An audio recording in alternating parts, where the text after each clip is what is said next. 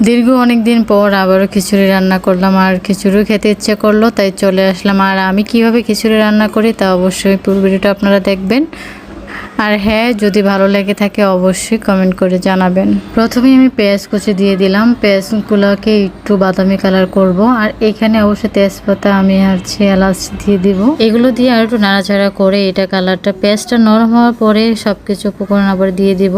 এখানে একটু সামান্য পরিমাণ পানি দিব। পানি দেওয়ার পরে এখানে রসুন বাটা, আদা বাটা, মরিচ আর হলুদ আর জিরার গুঁড়া সব কিছু উপকরণ দিয়ে ভালোভাবে এখানে কষিয়ে নেব, যাতে মশলাটা একটু ভালোভাবে মিশানো হয়ে যায়। মশলাটা ভালোভাবে কষানোর পর এখানে মাংসগুলো দিয়ে দিব।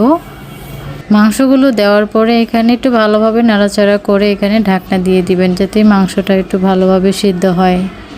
মাংসটা কিন্তু একটু ভালোভাবে সিদ্ধ করবেন। একটু হালকা সিদ্ধ হওয়ার পরে এখানে চাল আর ডাল মেশানো যেগুলো ছিল সেগুলো দিয়ে দিবেন।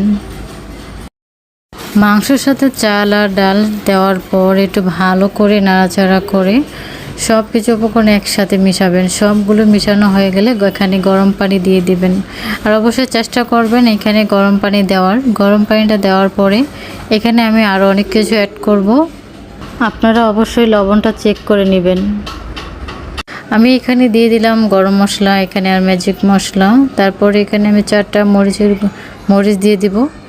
তারপর এখানে ঢাকনাটা দিয়ে দিব। তো সিদ্ধ হওয়া পর্যন্ত, ভালোভাবে সিদ্ধ হওয়ার পর্যন্ত একটু অপেক্ষা করবেন। অপেক্ষা করার পরে এই যে দেখেন আমার খিচুড়ি কিন্তু প্রায় অলমোস্ট শেষ। তো কালারটা দেখেন খুব সুন্দর কিন্তু আসছে। আপনারা চাইলে এইভাবে রান্না করতে পারেন। আমি তো আমার মতো করে রান্নাটা দেখিয়েছি, একবার হলো আপনারা রান্না করবেন, আশা করি ভালোই লাগবে। খিচুড়ি কিন্তু আমার খুবই পছন্দ, আমার বাসার সবাই পছন্দ করে। মাঝে মধ্যে কিন্তু এই খিচুড়ি রান্না করাই হয়। তো এখন চলে আসলাম টেস্ট করার জন্য, দেখি এখন খেয়ে কেমন হয়েছে। খাবারটা টেস্ট করে দেখলাম সত্যি অনেক ভালো হয়েছে আর খুবই মজা হয়েছে।